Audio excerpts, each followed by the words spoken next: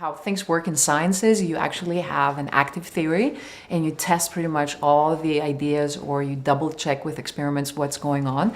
And as long as it's being proven right, that theory, even though it's called a theory, it's what is considered to be true, right? Or scientifically proven.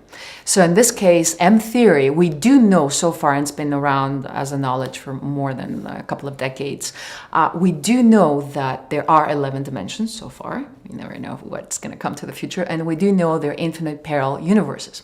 The thing that I know and the thing that I do usually when I work with people is something that hasn't yet been scientifically proven, but there are indications, and that's what they're doing at CERN. So they have a major question right now. They do know the parallel universes exist, right?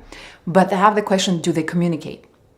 And if yes, how do they communicate? So from my experience, from what I know, and I usually practice it with all my students, and we actually have results by applying those concepts, and then immediately we have answers, is they're not exactly parallel universes, but they're parallel frames, almost like movies, right? So how do we experience movies in our everyday life? Or even when we're at school? Remember when we'd draw like small things, page after page, and then we'll go really fast and it will give us the moving picture?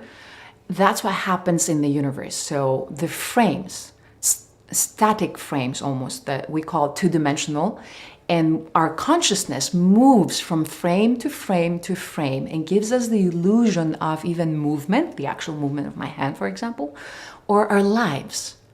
So imagine that each one of you has an infinity of those frames. Anything you can possibly imagine or you think about yourself already exists. We call those versions of yourself.